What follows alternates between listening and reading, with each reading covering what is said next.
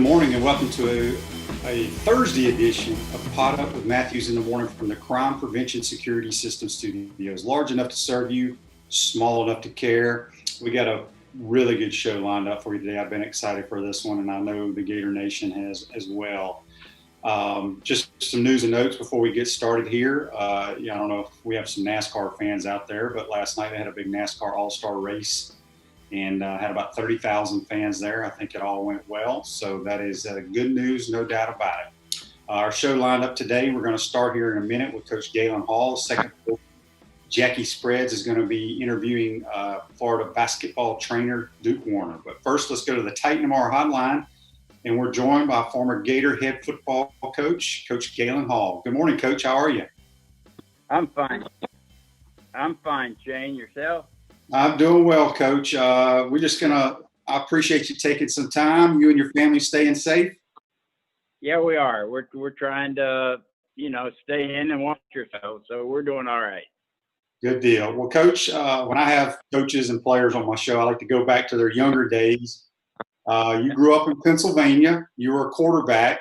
Ended up going to Penn State. Did you always dream of growing up and playing quarterback at Penn State? Were there some other schools that you thought about going to?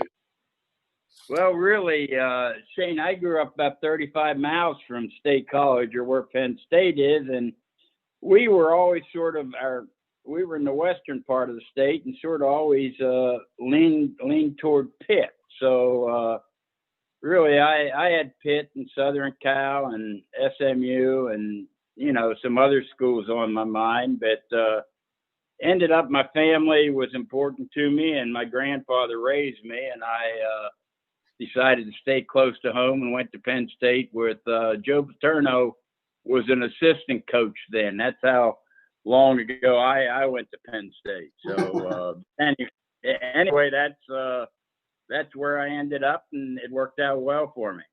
Yeah, you ended up, you played quarterback there. You went to a couple of bowl games, and then you were, I guess back then, the Big Ten or what have you. But was the big rivalry game? Was it Pitt, or was it someone in the Big Ten back when you were playing?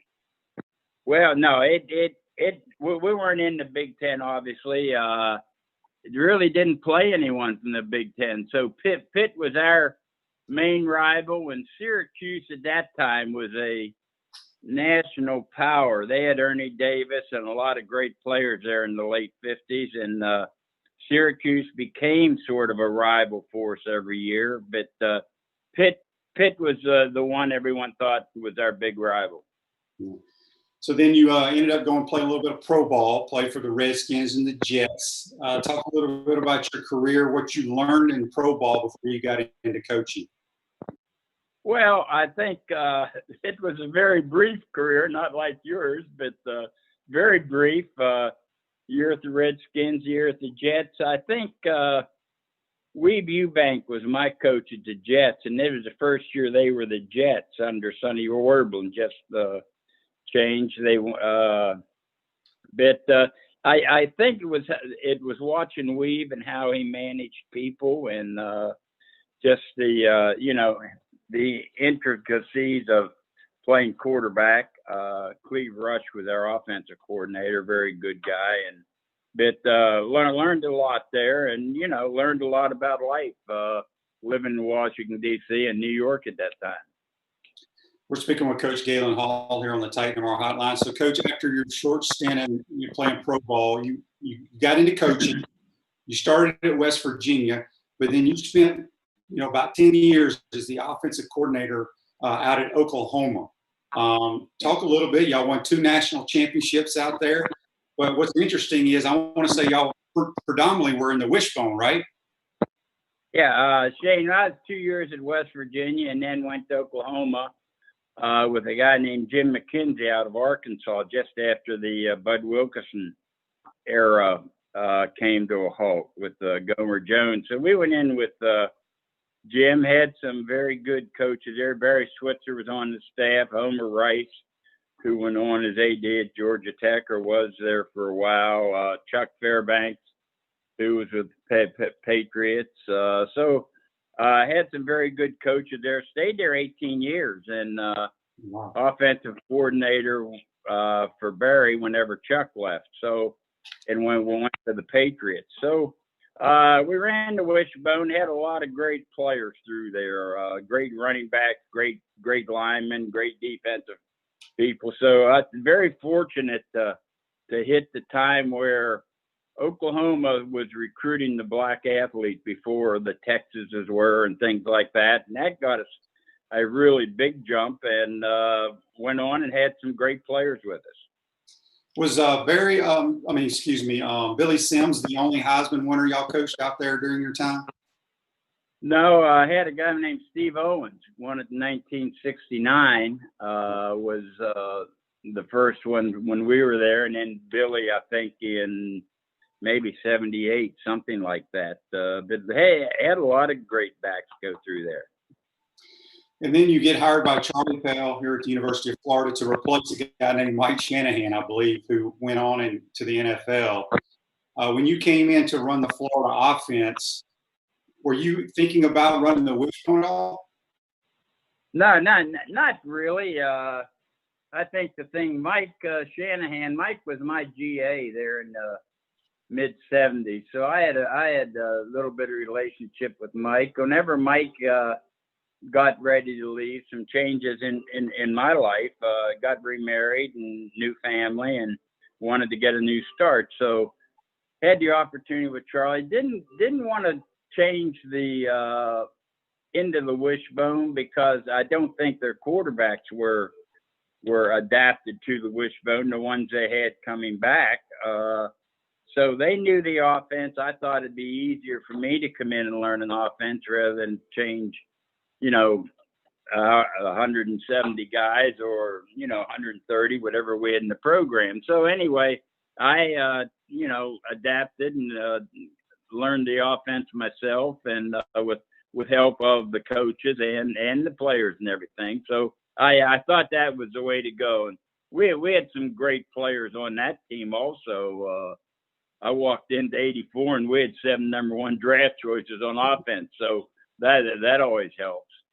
No doubt about it. Talking about 84 team, Kerwin Bell is one of my really good friends, Coach. And if I may tell the story wrong, but he wasn't supposed to play. And I want to say the starting quarterback got injured a few days before the Miami game in practice. And here's Kerwin, a walk-on that y'all had to start against Miami.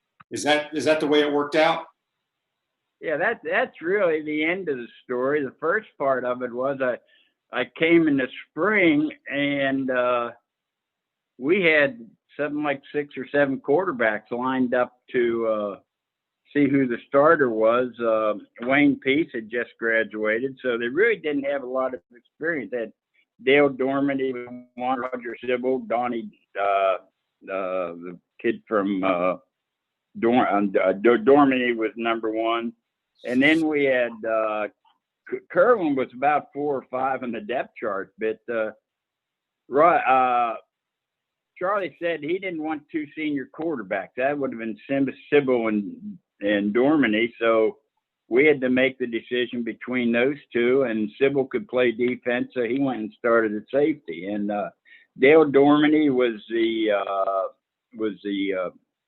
starting quarterback. Kerwin had worked himself up to number 2, and on, I think it was a Thursday night, it might have been a Wednesday or Thursday, that Dale tore his knee up or got a very serious injury and couldn't play. So had about 2 nights to get Kerwin ready. And I was in the dining hall, and Charlie came up to me and he sort of said, "Well, eat fast because Dormady's out and you got to get Kerwin ready to play." But Kerwin was exceptional. He really was. He was very intelligent, had a strong arm.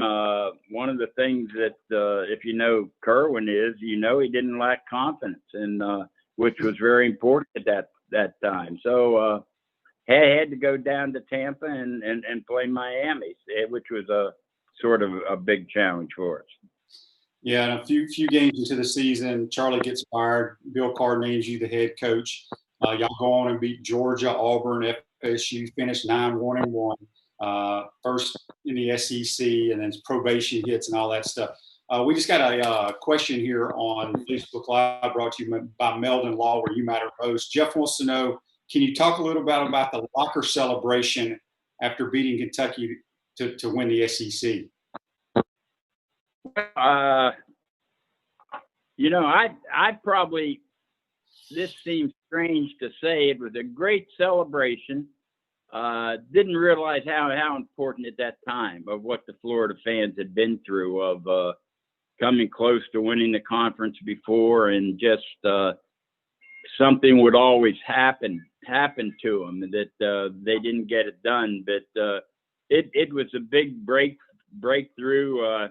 I'll never forget Bobby Raymond, 6 field goals. We had the ball down there all day and I couldn't get it in the end zone. But he kicked 6 field goals, and Adrian White intercepted the pass. But a great celebration, and probably even more, and it probably started to set in when we got back. And we had the reception in the stadium, about 40,000 fans. And that's probably when it really hit me of how important this was to see those people turn out that night after we got back and honor our squad and everything that they've been through. Coach, when you talk about, you had such tremendous talent when you were coaching. I mean, I want to say in one backfield, you had Neil Anderson, John L. Williams, James Jones, and Lorenzo Hampton. I don't know if they were all on the same team at the same time, but I think they played a lot together. How in the world did you keep them all happy? Well, I think the thing about it, James Jones was not there. He's the only one that wasn't. But you said the other 3 were all 3 number 1 NFL draft picks. I think the thing that we did, everyone knew they were going to play. We alternated their backs. That's the first time that at Oklahoma we ran Billy Sims to his tongue hung out. But anyway, I told Neil and Lorenzo, when one got tired, hold their hand up, and we'll get the other one in. And I think they knew it. You probably look at I hadn't even looked at stats, but they probably had about equal carries. Both of them knew they were going to play. Both of them were great team players, and I think that's the thing we had going for us. At that time, there was sort of a cloud hung over our heads from what happened to Charlie, and I think they wanted to go out and prove, and everyone was pulling together, and we had the one goal in mind is go out and win every game, and obviously that's what we did. Coach, in '85, you went 9-1-1 again. Which team do you think? And I know you had some of the same players on both teams, but which team was better? You think the '84 or the '85 team? Well, that's a really tough one. I really don't. I guess we had that great offensive line in '84 with Lomas Brown, Crawford, Kerr too. Lomas went on to play forever, and Crawford went to Dallas Cowboys and started forever.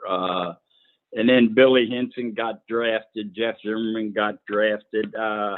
There was probably a more number 1 picks on the '84 team.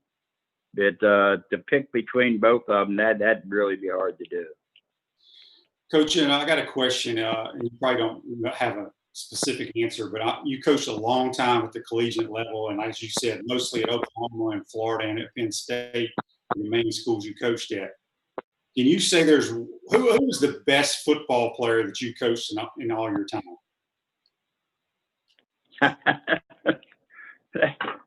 Wow. You were, Shane. How's that? Yeah. Yeah. Well, politically correct. I'll be your best player. There you go. That's right. No, I tell you what, the one no one ever talks about is Marcus Dupree. Oh, yeah. Marcus was a kid out of Philadelphia that I remember the first time that I'd met him recruiting and everything, but the first time that we saw anything of him, I remember we were all skeptical because Lucius Selman recruited him and said this is a great player and blah, blah, blah, blah, blah, the way everyone gets built up. But Marcus was about 6'3", 245, and he came in as a freshman. And in those days, you could practice your freshman like two or 3 days early with no pads. But Barry got all, saying, I don't think Marcus is going to be what Lucius says he is. And so we timed the freshman. And we were timing, and it came time for Marcus to run, and Barry comes. He was on the sideline, comes out, grabbed the stopwatch, and Marcus runs it once, and we have about 8 watches on him, I guess. So we all were skeptical, and we get it. Everyone looks at each other, and Barry says, "Well, what do you guys get?" And I don't know. Someone said 4.35, and someone said 4.36 and 4.3 and all that. And he said, "Well, okay." And so he gives the stopwatch back to someone, Mike Jones or someone, and he goes over and sits down. Marcus is next time up. And he comes out, grabs the stopwatch, and Marcus runs, and he says, "What you guys get?" And 4.3, 4.30, 4.32, and you'll know what these times mean. And someone said 4.29, and Barry said, "I got 4.32. That's good enough. No more time." And so he turned everyone loose. He wasn't interested in anyone but Marcus. But Marcus could have been a great player. Yeah, I forgot it. He went to Oklahoma. I watched him as a youngster growing up in Mississippi, and that's great. Yeah, right. Unbelievable. We got a couple of Facebook Live comments here brought to you by Meldon Law, Where You Matter Most. Johnny C says 84 was far and away the best team in the country that season, is one of the school's greatest ever. And Lucas wants to know, Coach, what's your favorite memory as a Gator?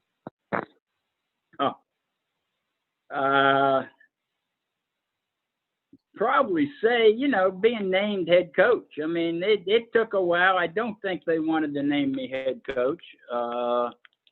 Whenever they took over, I remember whenever Bill Carr called me in, and he said, "Galen, we'd like you to be the interim," because I was the only new guy. I was the only one that probably wasn't in some way connected with everything going on, and and I'd been at Oklahoma, pretty good school, and so I said, "Well, Bill, yeah, I'd love to." And I wanted to know Charlie's feelings and all that. But I said, I'd like to be considered, like any AD would say, "Yeah, young man, we'll consider you, but we're going to go get Lou Holtz or someone, who knows who was hot at that time." But anyway, and so we won and won and won, and the groundswell kept growing and growing and growing. And then, they talked before the Kentucky game, and it's supposed to have been a done deal. And by game time, of course, it wasn't, it wasn't the night before. I'm sorry. It was late, about 1:00 they got the deal done. And so probably that, and not even probably realizing what I had.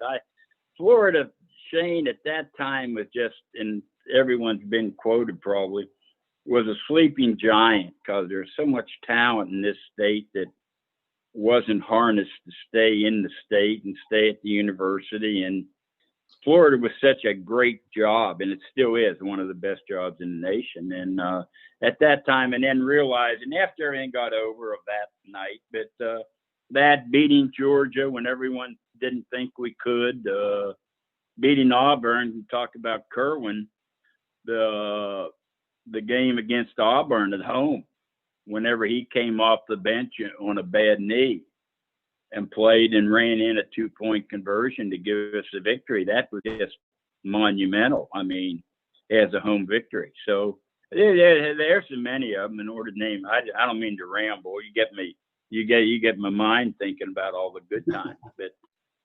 But anyway, there are so many of them. I really don't know one, but they're probably being named the head coach.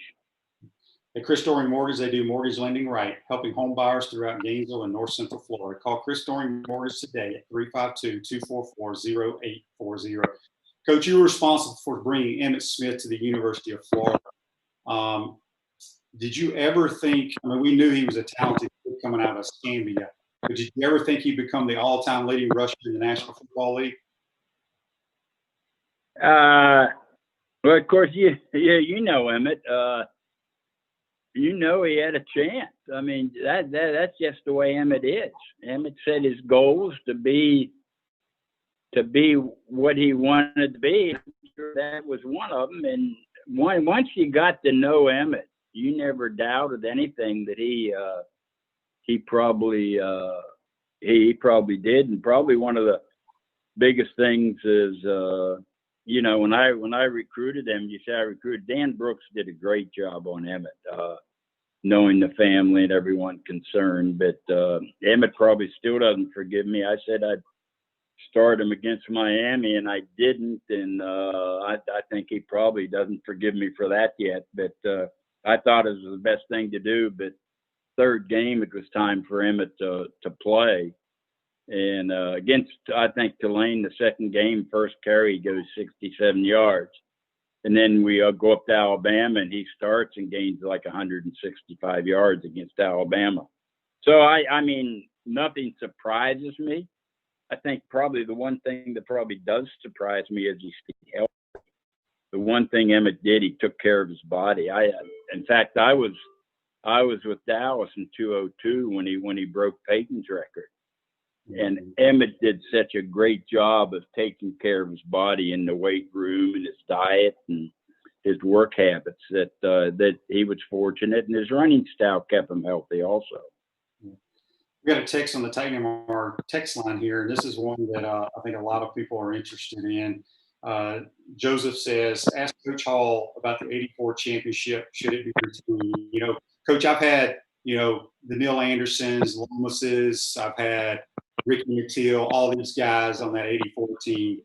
And it bothers them that there's nothing in the stadium that says they were the champs. They can't say SEC champs, but they could put something up there.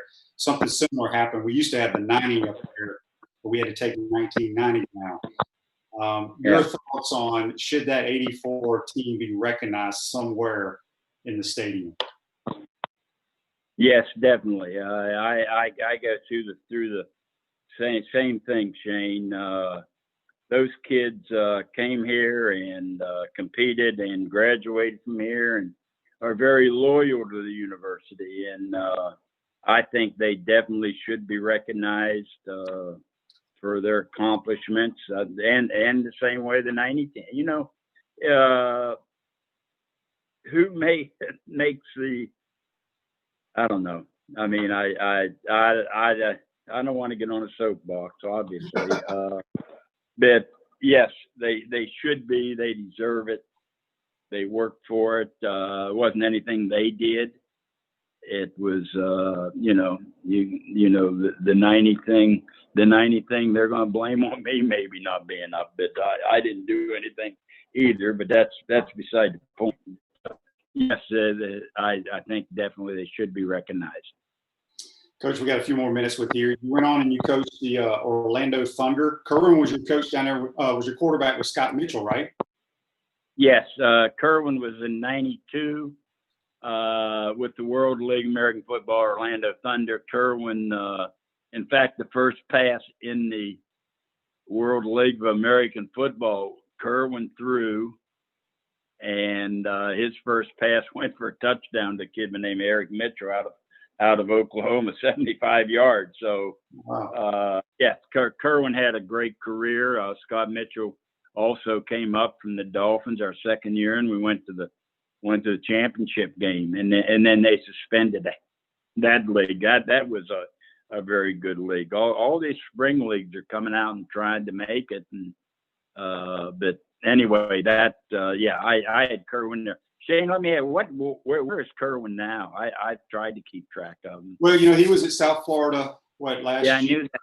With Charlie Strong. He's he's not doing anything right now. He's probably going to be an analyst somewhere. I want to say maybe here under Dan Mullen. But he still wants to get back in the game, no question about it. Right. Coach, you also coached overseas, the Ryan Fire, and won 3 championships. And tell everybody who your quarterback was then. Well, They had one guy who people are going to be familiar with that didn't really work out. Terry Dean was there, a Florida kid. But the one that everyone's going to remember is Danny Warple.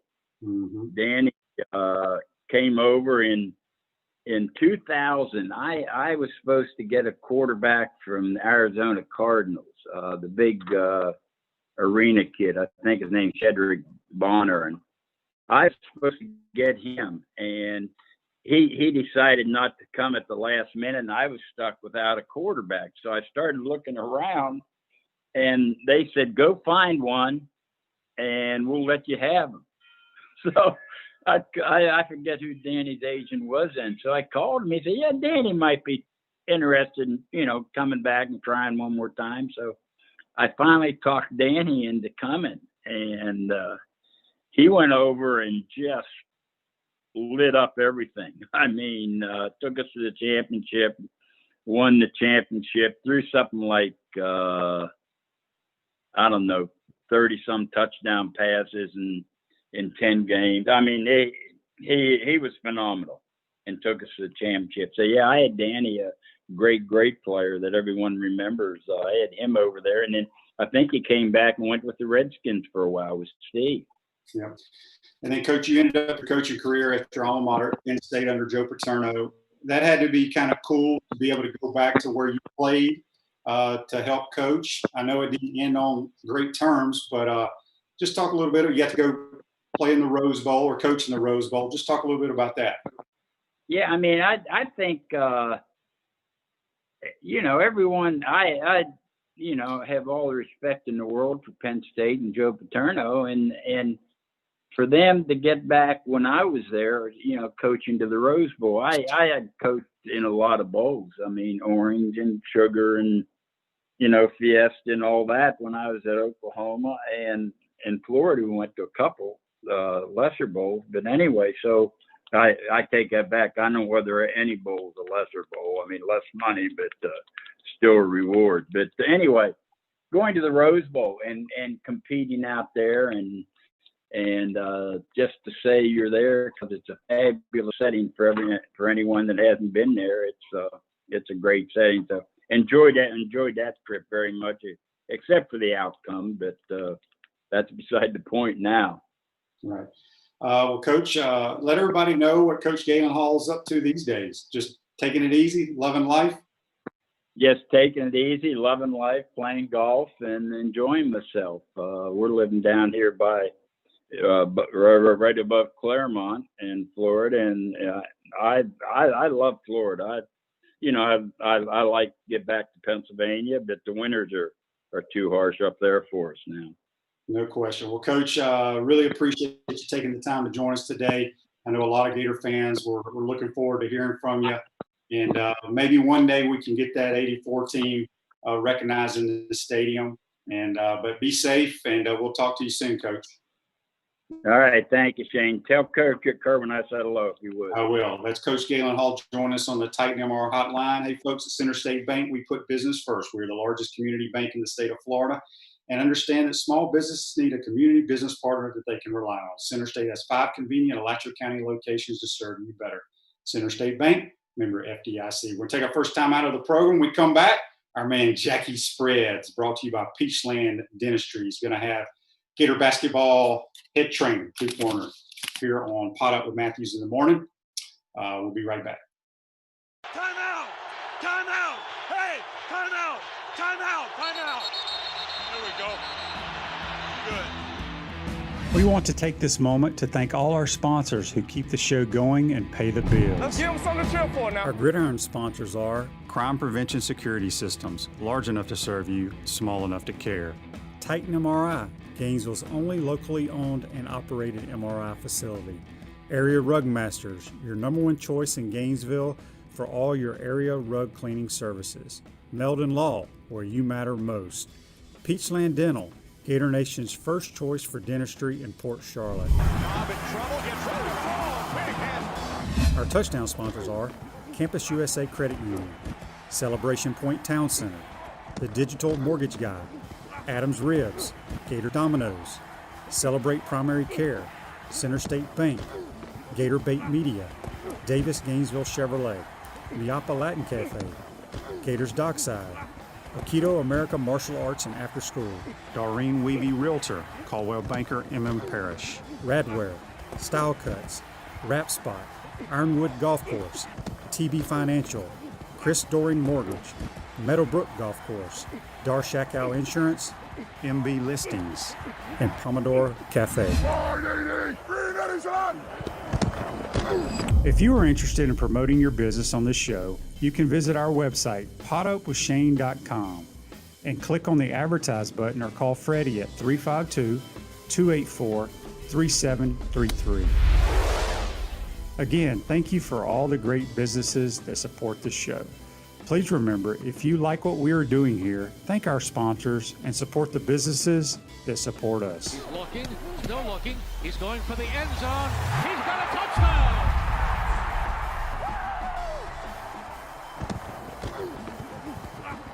Good morning, everybody. Welcome back to the program, the Pot Up Show with Matthews in the Morning. I am taking over for the second half of this show. My name is Jackie Spreads. A very special guest joining me here today is the head basketball trainer of the Florida Gators, Duke Werner. Before we get to Duke, though, I just wanted to mention we have phenomenal golf this week, everybody, at the Memorial in Ohio. Same course they played last week, and the Tiger is back. He is going to roar, we hope. And that actually just started. They just teed off about a half hour ago. So great stuff this week.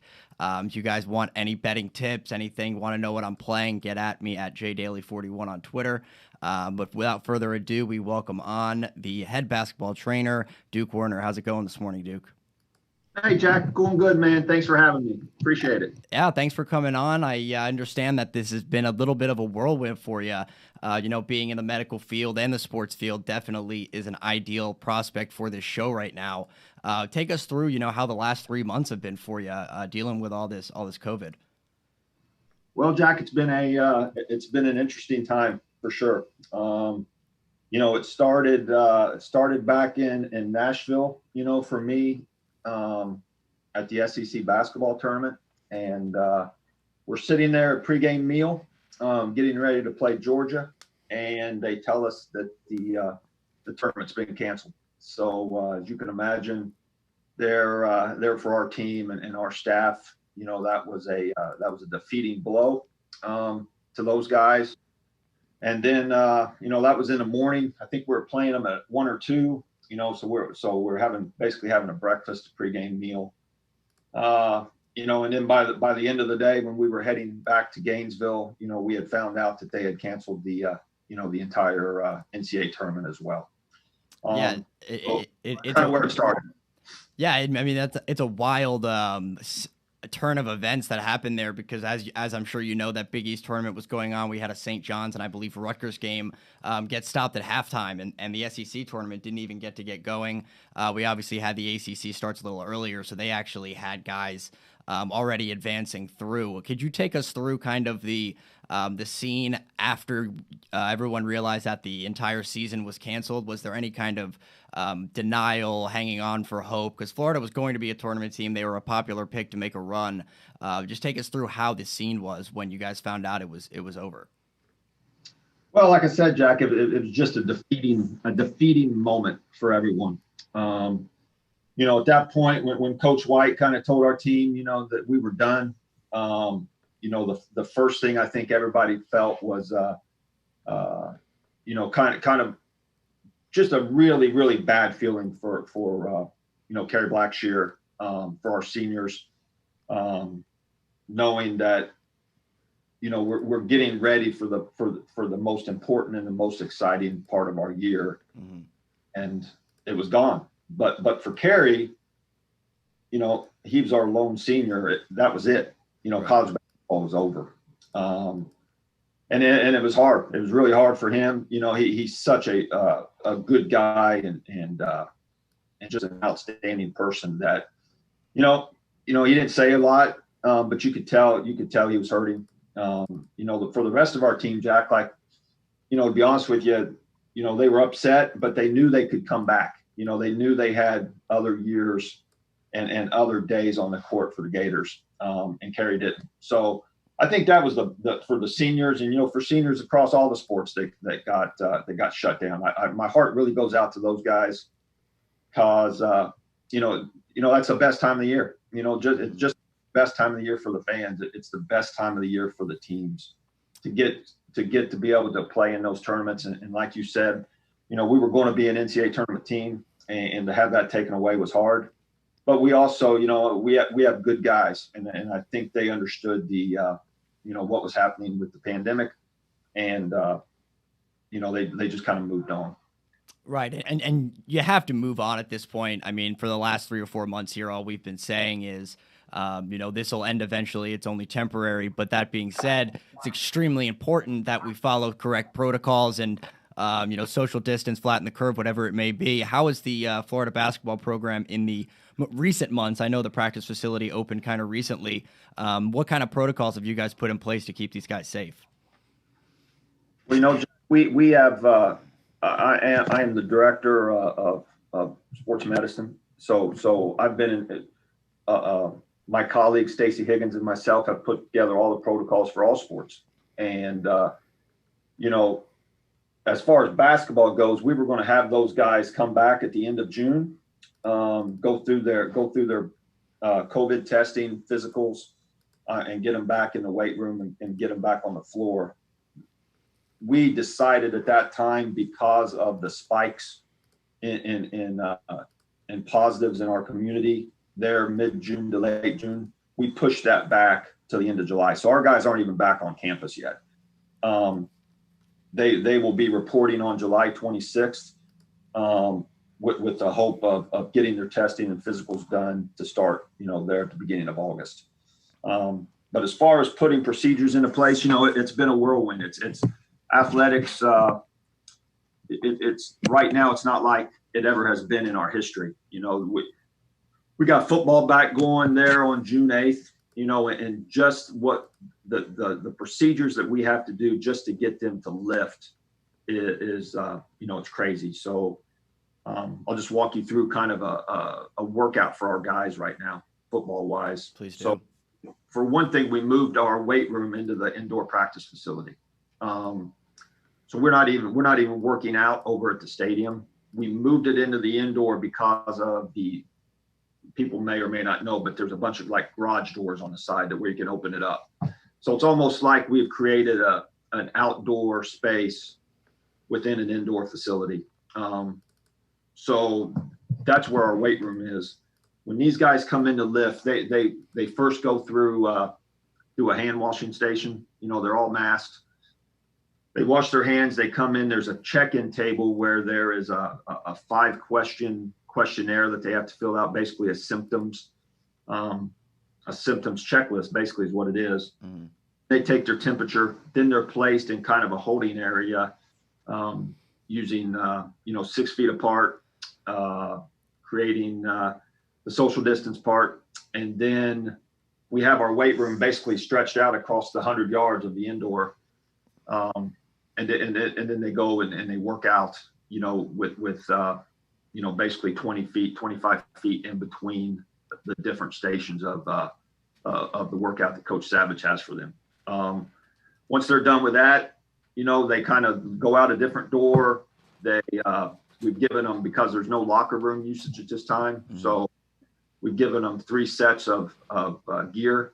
So they'll come dressed, and then they bring their gear from the day before and they throw it in a bin to get washed.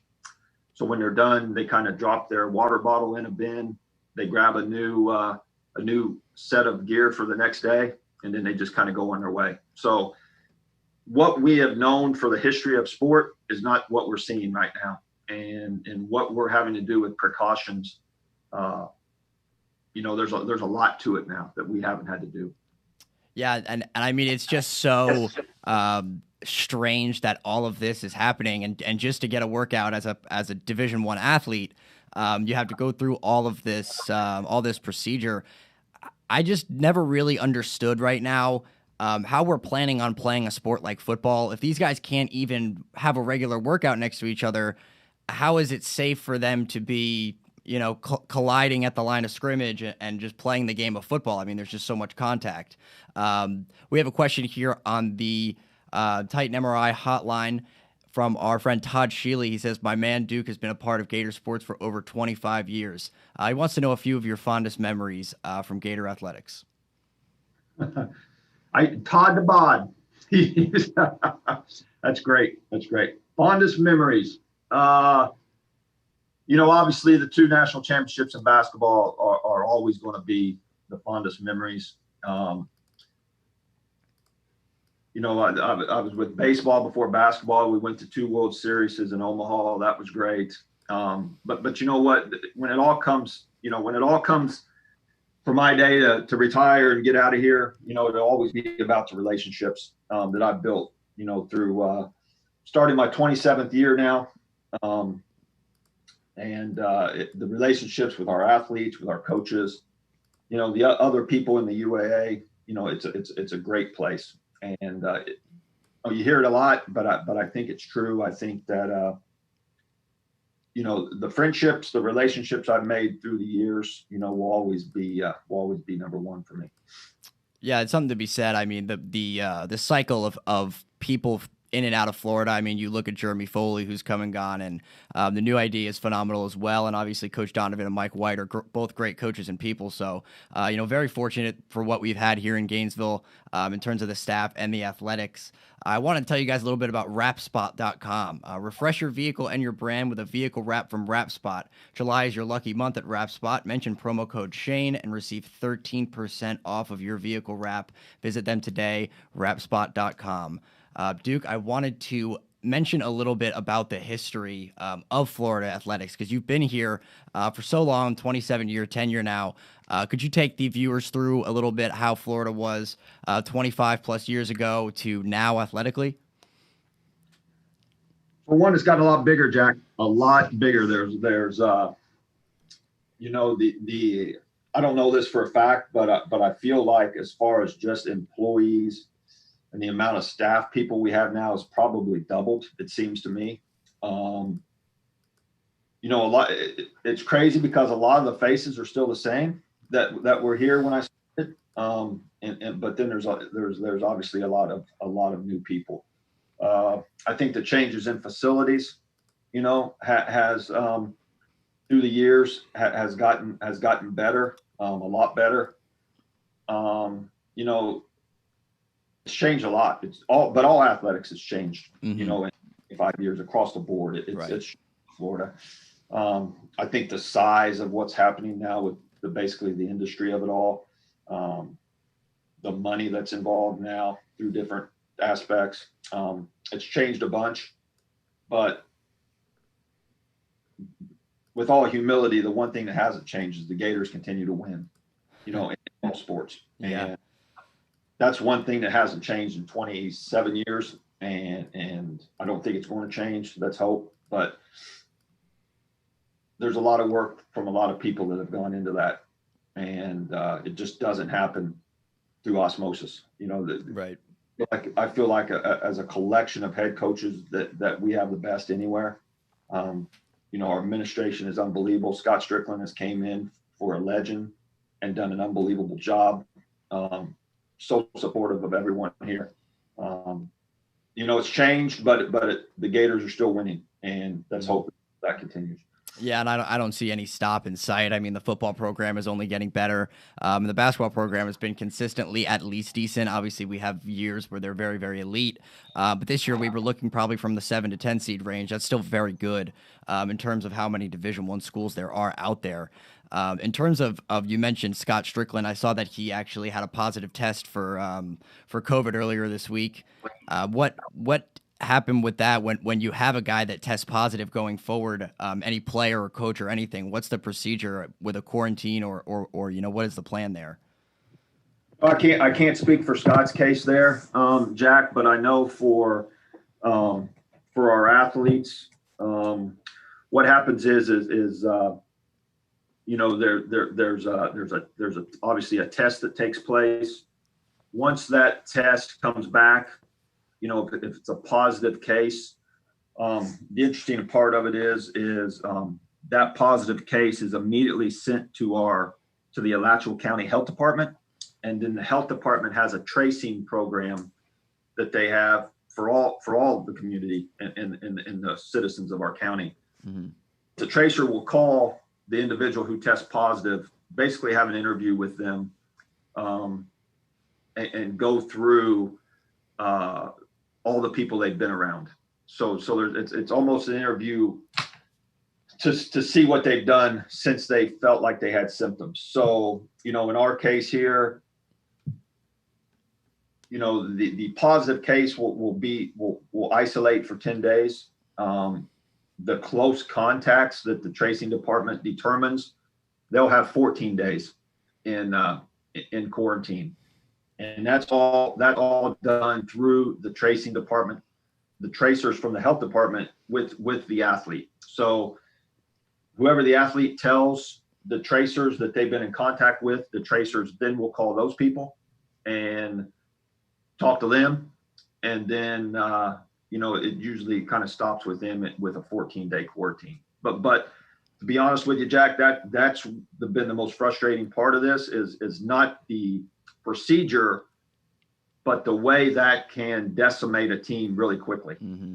And moving forward, I think that's one thing that we're all trying to figure out is you it's going to be hard to have athletics if day to day you're not able to manage your roster because of it. Because you could, it's possible that a coach could come in tomorrow morning and find out that he lost 5-6 of his players. Right. And one of them, might not even be a positive test. So that's right. That's exactly right. That's right. So that's really what we're all trying to figure out right now. And to me, that's what's kind of, other than there are obviously there's health risks but I'm just talking straight, just with athletics, that's going to be the hardest part of trying to figure out to get these sports going again. Right. And I had a question. I mean, personally, I'm sure many people out there are wondering this. With COVID-19, let's say you have a player who's tested positive, and then all of his surrounding people that he was in contact with have tested negative. Those people who tested negative still have to quarantine, correct? If they've been determined a high risk exposure from the tracing department, from the tracers, they are out 14 days, correct? So that test that renders negative at the beginning, is it all just kind of moot at that point? Like, shouldn't we just be testing them in 14 days if we're going to quarantine them anyway? And I mean, follow-up question there, are the tests still limited? I know when this all began, the hardest part was just getting these guys tested. As far as the test, the right now we are really, really fortunate with UF Health that we have tests available. It's not that way everywhere, and I'm not sure why some areas have them and some don't. I don't know the answer to that. But as far as right now in our county through UF Health, we're in pretty good shape with our testing abilities. And then what was your other question, Jack? Just a follow-up question, like why? Because when you have a positive test, even if somebody in contact with them tests negative, why does that negative test still have to quarantine themselves? Through the CDC guidelines and through our medical community and our physicians, they've shown that you could have the virus and not test positive because it hasn't built up enough within your body to actually to prove a positive test. And sometimes that can take, anywhere from 5 to 7 days to even show up strong enough to test positive. But you still have the ability to shed that virus to spread it. Right. Well, and that's the whole concept of the quarantine part of it. Okay, well that's a great answer. Finally, figuring that out, because with the athletics and obviously coming back and a big restart for the NBA too is, I'm hanging on by a thread hoping that this happens. We got a Facebook Live question here. Facebook Live is brought to you by Pound Hurt, your preferred business interruption attorneys. Rick MC asks about a good head ball coach story. Good head ball coach story. I guess we need to decide who's the head ball coach. I'm assuming it's Spurrier. You know, I actually I never worked with Coach Spurrier. I wasn't over at football at the time. You know, since I've been here, I've done baseball and basketball. So in basketball, I mean, Florida's obviously a football school by nature, by history, but there were those years where Florida football was down a little bit. You know, went through rough times post Tebow and John Brantley. I wanted to ask when basketball is the best team on campus, you know, which has happened a little bit often in the past 10 years here. How is it a different vibe going into the season, whereas maybe when football is number one in the nation and basketball is unranked, you know, you don't feel like there's as much excitement? No, I never kind of look at it that way, Jack, because I feel like those of us within the athletic association, you never look at who's going bad or who's going good, or, you know, where is the biggest fan interest at the time. Mm-hmm. You know, when this is your job and this is your profession, you have a little different maybe perspective of maybe from a fan perspective. Like we come to work every day doing the best we can to help our athletes and help our coaches succeed. Mm-hmm. And we couldn't do this without the fans. I'm not saying that, but I'm just saying we have a little bit of a different feeling because it's just every day. What can we do to get better? What can we do to help our athletes? What can we do to help support our coaches? And that's our job. That's our profession.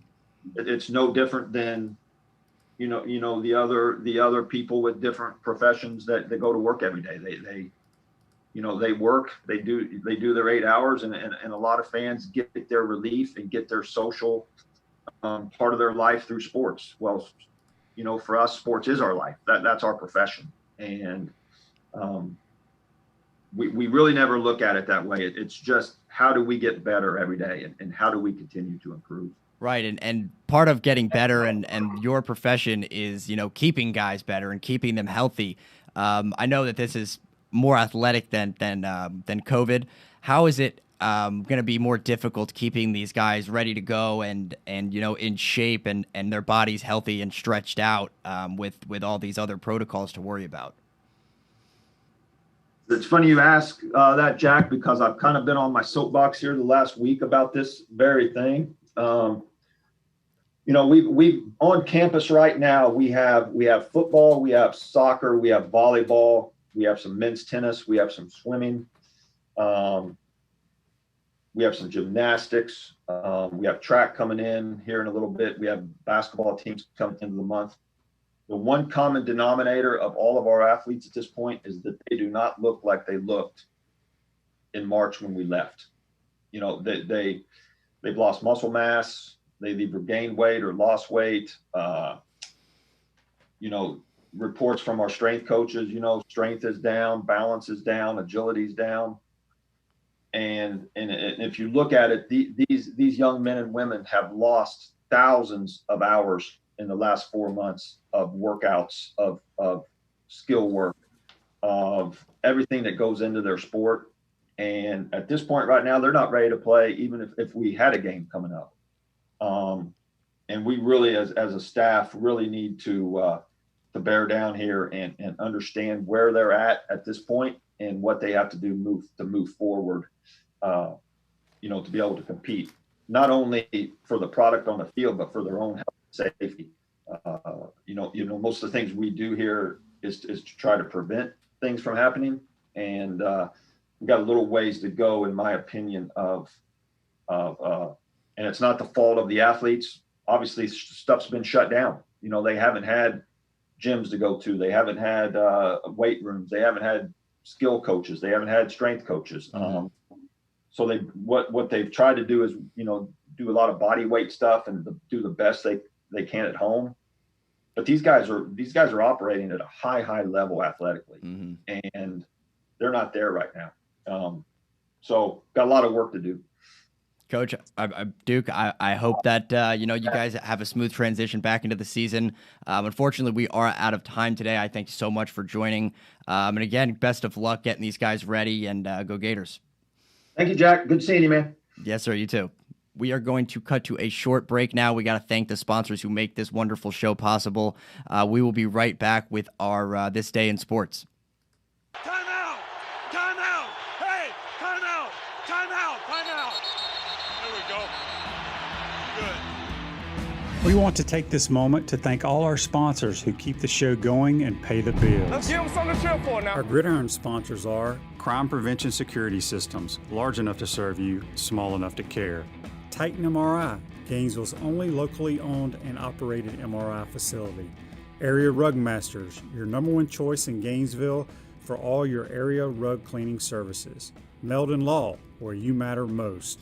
Peachland Dental, Gator Nation's first choice for dentistry in Port Charlotte. Bob in trouble, gets ready to throw. Big hit. Our touchdown sponsors are Campus USA Credit Union, Celebration Point Town Center, The Digital Mortgage Guide, Adams Ribs, Gator Dominoes, Celebrate Primary Care, Center State Bank, Gator Bait Media, Davis Gainesville Chevrolet, Miapa Latin Cafe, Gators Dockside, Aikido America Martial Arts and After School, Doreen Weeby Realtor, Caldwell Banker MM Parish, Radware, Style Cuts, Rap Spot, Ironwood Golf Course, TB Financial, Chris Doring Mortgage, Meadowbrook Golf Course, Darshakow Insurance, MB Listings, and Pomodoro Cafe. If you are interested in promoting your business on this show, you can visit our website, potupwithshane.com, and click on the Advertise button or call Freddie at 352-284-3733. Again, thank you for all the great businesses that support this show. Please remember, if you like what we are doing here, thank our sponsors and support the businesses that support us. He's looking, still looking. He's going for the end zone. He's got a touchdown!